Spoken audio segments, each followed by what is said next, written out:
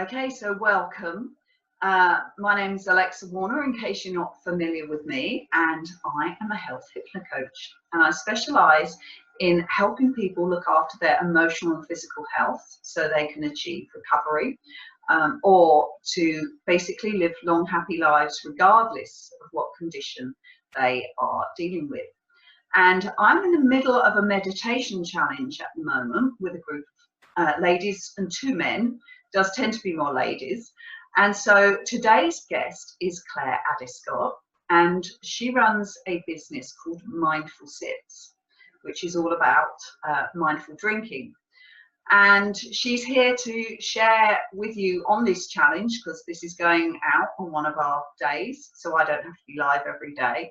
And also, if you're watching this on social media at any other time, then this is what all this is about.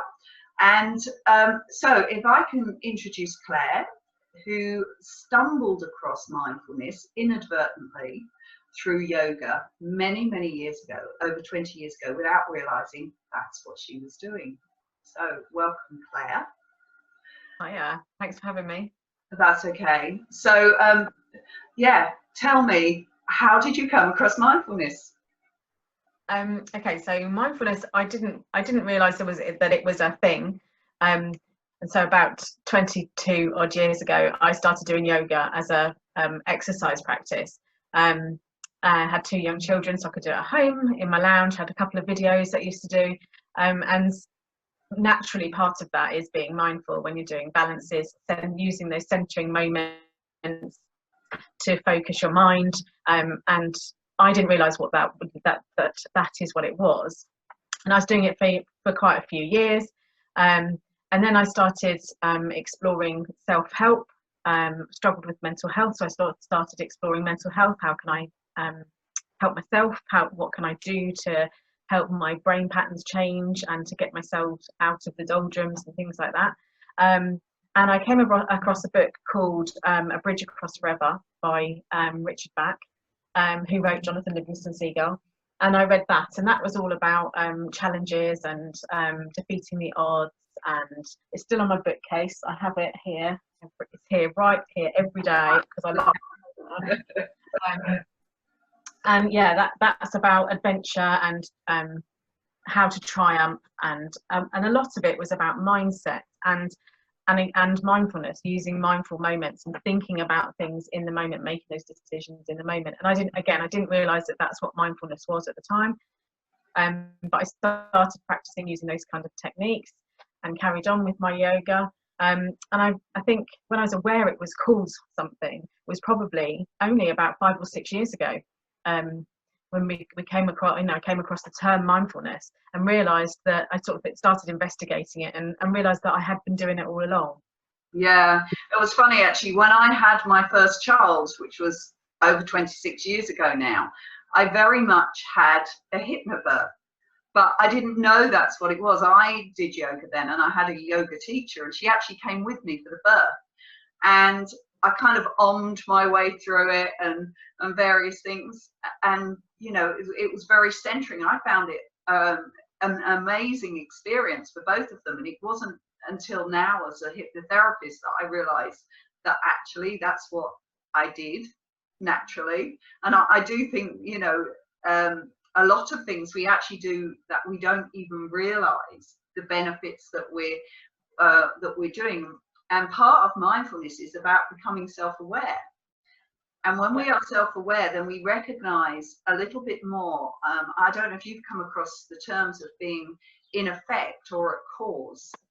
So when we're in effect, if you like, we're something's making us feel a certain way.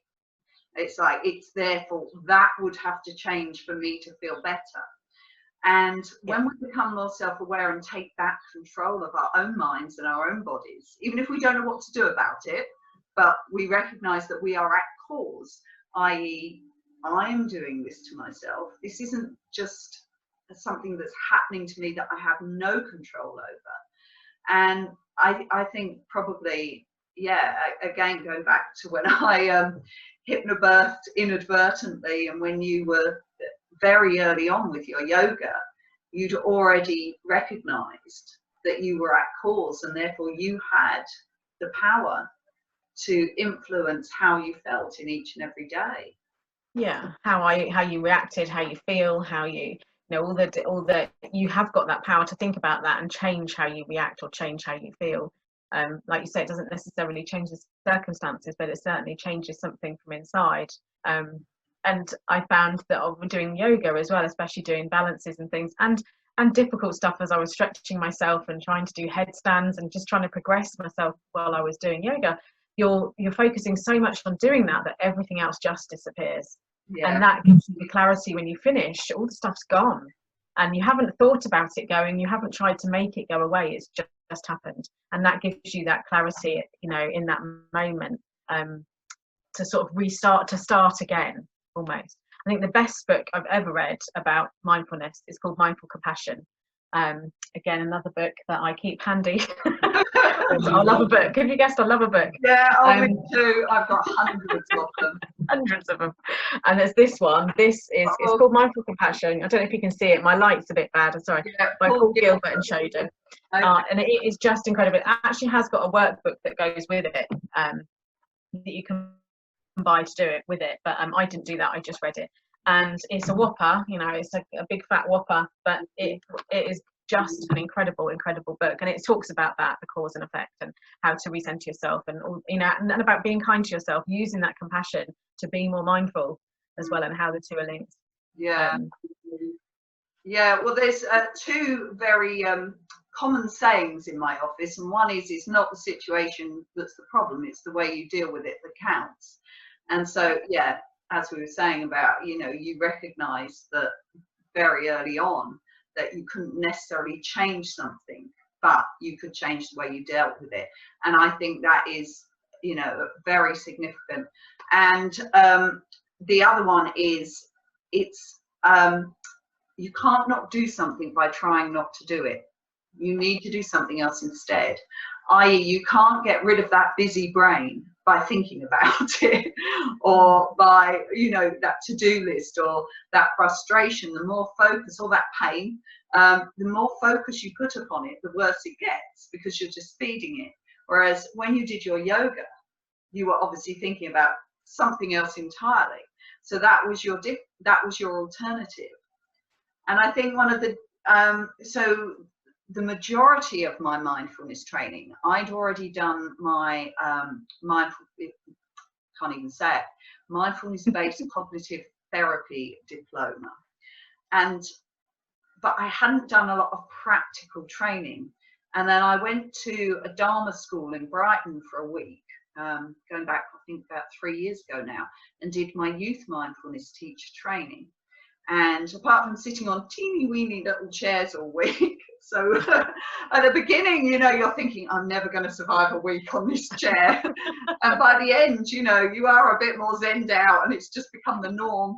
But that was a lot more about the actual practice of it. And I've completely forgotten where I was going with that story now. What was I saying before that? Can't remember, you see. So mindful now, I've lost my train of thought. Yeah. Yeah, but I think I was on the fact that you need that alternative. Oh yes, I know. I was going to say, what I struggled with the most is being a very solution-focused therapist. So NLP, got a problem, do this, end of problem. CBT, yeah. I do cognitive behavioral hypnotherapy, and obviously the cognitive behavioral mindfulness, which is much more about, so I can see you, but I don't have to be you. I can see what you're doing. But that point of like, and when we were working with one another, and me being able to see their patterns and like, you're doing this because of this, you know, it's obvious. And they were like, no, you're not allowed to try and change anything. But you can change it. So why sit there and suffer if you can change it? Yeah, exactly. And so, you know, I kind of think the work I do is a good balance, because I teach people to be mindful. And if it's something they can't change, to not go, I've got to change this, because that's like straight away in the wrong direction. But also to know they have got some tools to change certain things, even if it's just that long, slow out breath, that they can relax into this feeling. Yeah. So in particular as well, working with people with chronic pain, one thing I teach them is to feel comfortable with that discomfort, which can be quite difficult for them to get their heads around, probably a bit like I was when I first went into that mindfulness class. And it was like, I'm not saying you have to accept that you will always be have this discomfort, because hang on a minute, we're meant to be in the present moment here. As soon as you've said, I can't accept this because I don't want to be like this tomorrow or next week or whatever, you're not in the present. You've gone way to the future again and you've catastrophized it. I will find that unbearable. So you have to come back to the present and go, in this moment, I can bear this, because it is only this moment and the next moment might be different. So I can start to feel comfortable with this discomfort, knowing that if I feel uncomfortable with it, then I'm going to crank up my sympathetic nervous system and my defense mechanism, and I'm actually going to make it much more unpleasant for myself. And it's a real shift when you start to actually just allow changes to happen rather than trying to make them happen. Yeah. And I think that is one of my biggest takeaways from mindfulness. Yeah, definitely. I mean, it is being about in the moment, isn't it? It definitely is about, and with my work as well, habit breaking and things, you know, it's about being in the moment. It's not about living in the past or predicting the future, because if you're doing those two things, you're constantly hopping over the now, and you miss the now all the time by making broad statements. I can never change. It's never going to be any different. I'm always going to be in pain. I'm always going to be a drinker. Whatever those statements are you're making, you tend to be referring to the past or predicting the future. Yeah. And that isn't being mindful, and bringing yourself back to that moment and realizing that you have the power to make the choice about how you react to the situation. You might not be able to change the situation, but it's how you react to that situation. You do have that choice. That is within your power, and that can change your whole outlook on life when you're making those moment by moment decisions. Yes, and that when you become more self-aware, so obviously you deal a lot with people that drink an amount that they feel is not good for their body, that it's having some impact, and that and actually that can be, it doesn't mean they're alcoholics, does it? It just means that drink has maybe become an emotional crutch, that because we can use drink to celebrate. And this is the really difficult thing about drink, because some people think if I give up drink, I won't celebrate. I won't know how to be happy. I won't know how to join in. And so then they're at a loss. They feel like I will be losing something. But the great thing about mindful sips is you're not telling them, don't drink, are you? You're teaching them that if they have that self-awareness, it's like, if I have this drink now, I'm not going to be productive later. So if we're talking about early drinkers, and share with us this interesting statistics you just heard about lockdown. Yeah, I heard the most recent survey is where we've evaluated drinkers, and they this is through Alcohol Change UK, and they determined that 54% of drinkers, people who would normally drink, are drinking every day, and they're drinking more and starting earlier, some of them before lunchtime. And it's through boredom, not knowing what to do with themselves. The sun's out, so they've sat in the garden because they're not going anywhere. They're not driving, they haven't got to take the kids anywhere, they haven't got to do anything particularly, and people are just reaching for it out of boredom and habit. I'll just have a drink. And I think that's quite a shocking statistic, that 54% of drinkers are drinking more than they've ever drank before and earlier. I mean, there was also within the same, sorry? Especially as the pubs are shut. Yeah. But this is time drinking, isn't it? It's I'm sure if they were to ask the figure out the statistics of how many more people put alcohol in their regular shop now compared to before, that would have increased. Oh, banging on my front door there. This is real.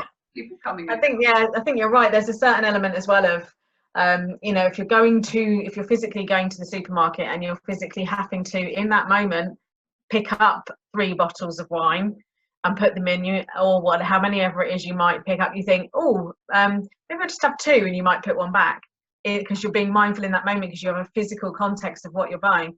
When we're all internet shopping, you're putting 2, 3, 4 in your basket, and there's no physical context of that, so you're just like, yeah, I'll just order 3. And it's not until you get the bottles home and they arrive with, when they arrive with your shopping, that you then might put them, wherever it is that you put them, in your wine rack, and then you're thinking, well, it doesn't matter, it's just 3 bottles of wine. Yeah. Whereas so you're not having to be accountable in the moment when you buy them. Yeah. And that is making a big difference. It means that people are buying more. Yeah.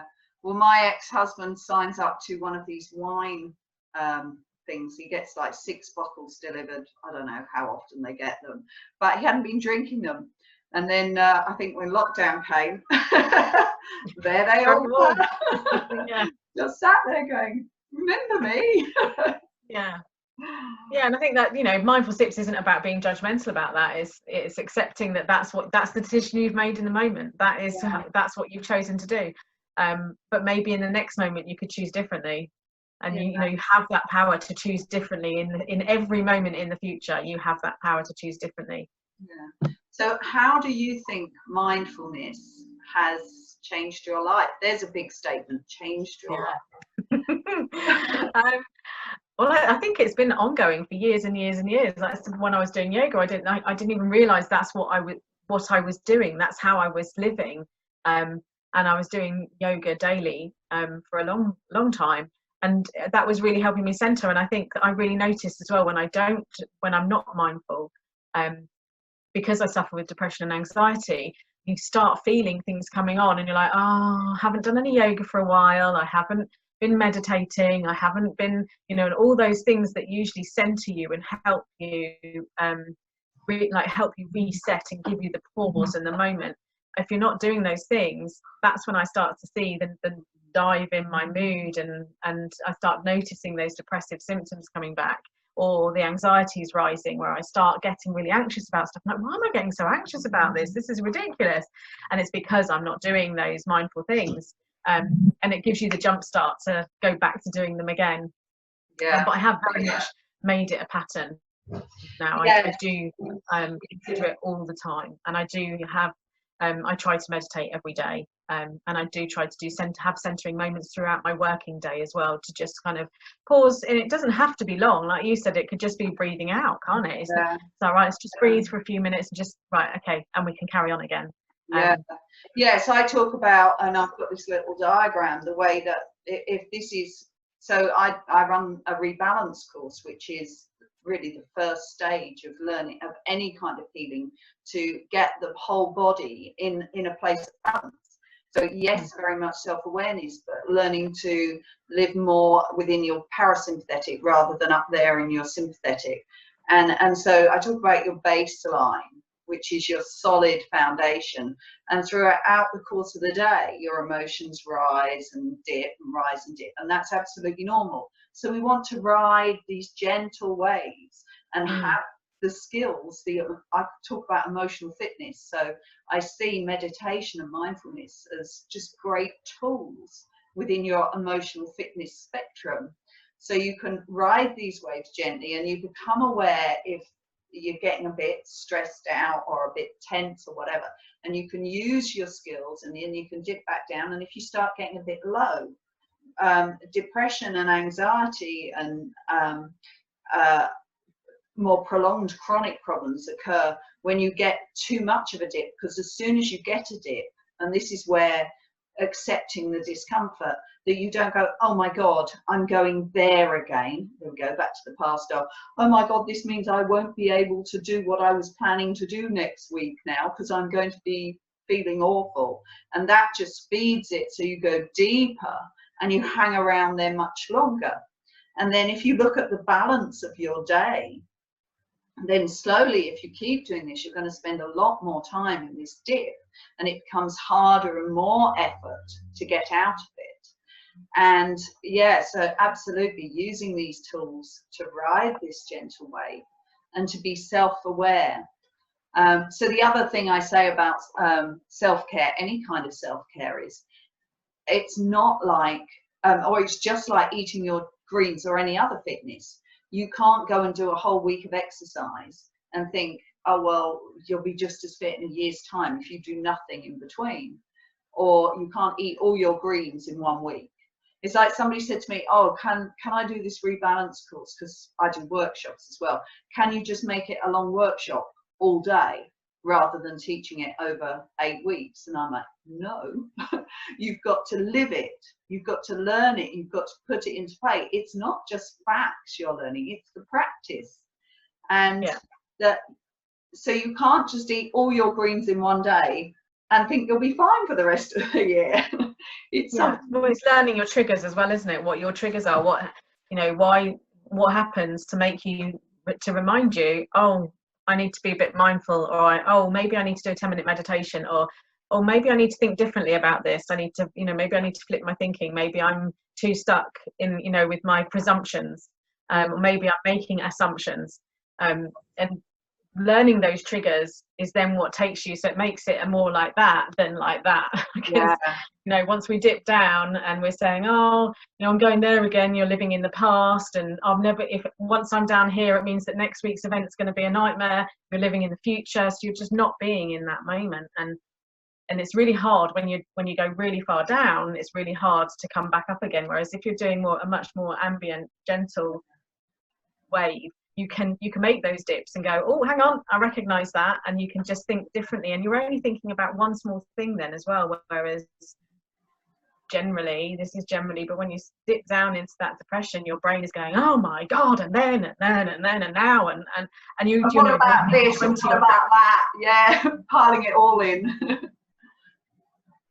Oh no, you've frozen. This is a bad time to freeze.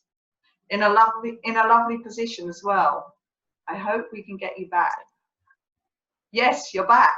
I'm back. Like that. Like that. But that's good, because you know this is real. How do we deal with this? We just remain calm. Claire said I can edit these bits out, but actually I really can't, because I'm not that good at all of it. No. Well, your viewers will just have to put up with me like that for a couple of minutes. But I think we got most of that, yeah. So if before we wind up the conversation for our viewers, I think we'll probably keep chatting for a while afterwards. One takeaway, so remember, this is, for some of these, they've been meditating, this is a little nudge in the right direction, just to remind them. For others, they may never have done this before. But on the mindfulness aspect, because in starting a week or so after my meditation challenge, I'm running a meditation, mindfulness and more, because I think it's very difficult to separate it into one thing, because it all intertwines anyway. So a takeaway for these mainly ladies, what would you say when it comes to meditating and mindfulness? I think consistency is key, but it's also not being too regimented about it. So whilst we need to be consistent, the more we practice, the more it comes naturally to us to recognize when we need to make those changes or think those tweaks, or recognize when we need to pull ourselves back to center. But not being regimented about it as well. I must do it. I need to change. I have to think differently. Because that's really hard on ourselves. And I've been through periods like that where I'm, you know, especially where I've dipped into depression, and I'm like, I need to do this again. I know what I've got to do, and I get really cross with myself and try to regiment that every day, making those, you know, strict changes, and it never works. So, you know, having that kindness and compassion with yourself, where we're accepting that we're not going to make all the right decisions all the right time, but when we can and we do, then really being compassionate and caring about ourselves and praising ourselves for doing that. That's fantastic. I think that's a fantastic takeaway for everyone. So if we say our goodbyes to the viewers now, and I'll switch the video off, and we can continue our conversation. So I will put all of Claire's details up on a slide at the end of this video. So wherever you happen to be watching this, on YouTube, Vimeo, wherever it goes into the future, because Claire hopefully will be posting this out as well. So my details will be on there as well. And yeah, if you want to talk to either of us, either about health hypnocoaching or making sure that your alcohol consumption is very mindful, then please do get in contact with whoever you need to. Okay, thank you. Yeah, lovely. Take care.